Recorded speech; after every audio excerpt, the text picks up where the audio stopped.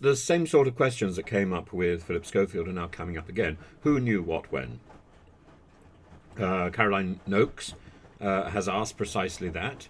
Lucy Fraser, the desultory and rather lackluster uh, Secretary of State for Digital Culture, Media and Sport, who, frankly, hasn't done much more than any of her recent predecessors, she is going to be asking about the responsibility of the various media outlets, BBC, ITV, Channel 4, and so on. She wants to know whether or not the investigation carried out by dispatches, carried out by the Sunday Times, carried out by the Times was thorough. Well, in a way, that's not really her responsibility.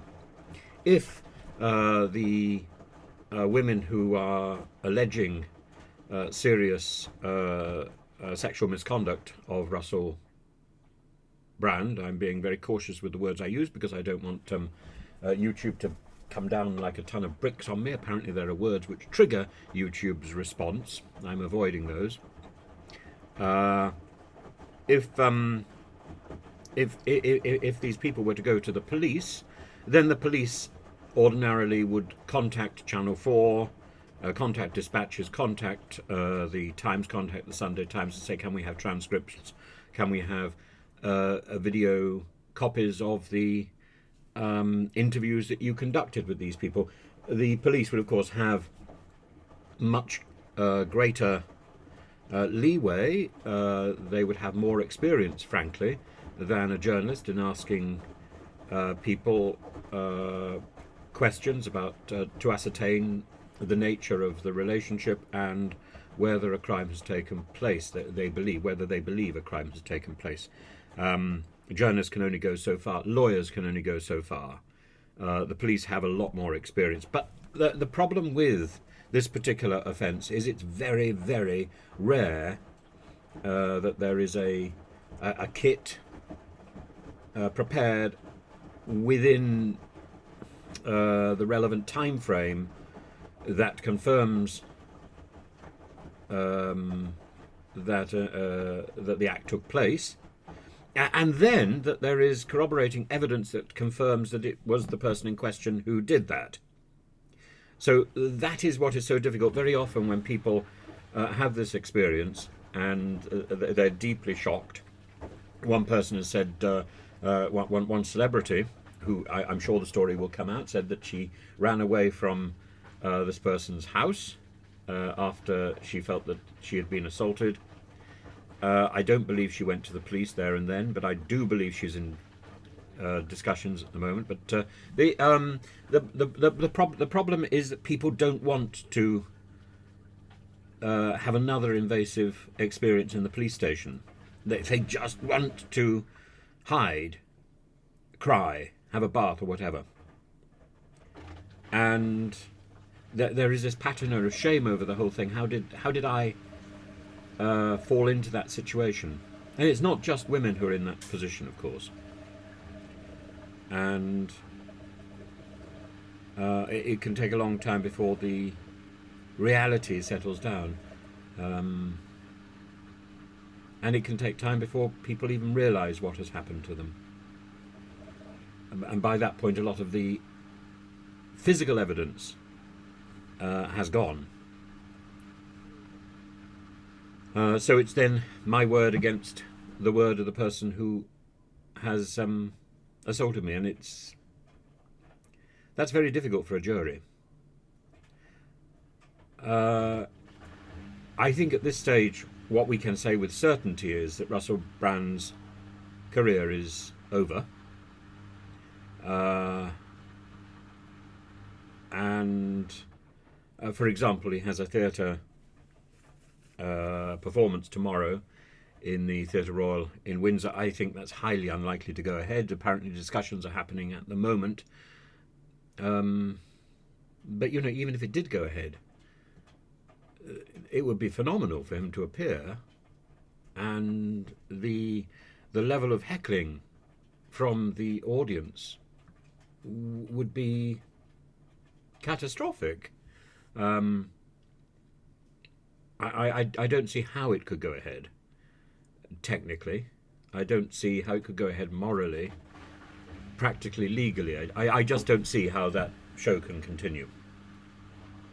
And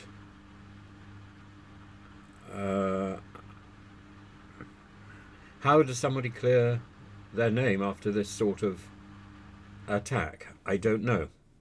But I do know that when it's his word against hers, the jury will be asked to look at sort of character references and character statements and examples of character. And I think, frankly, the Andrew Sachs story is so utterly devastating. I don't see that paints Brand in a light that makes it easy for him to explain away these stories. Either he has to establish that these four women and others are not telling the truth, or he has to recognize that this is it. This is it, and he's been caught. So far these are allegations, but these are allegations that are damning. Now, I thought, looking at the allegations yesterday, I thought the allegations weren't secure enough. Now that Alice has come forward and given more information, it's a hammer blow. It's a hammer blow. The stuff in the Sunday Times yesterday was nothing more than a copy, really, with the exception of the story of peeing in a bottle or whatever it was.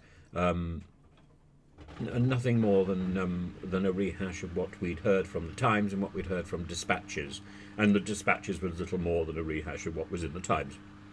Today's stories are earth-shattering. Earth-shattering.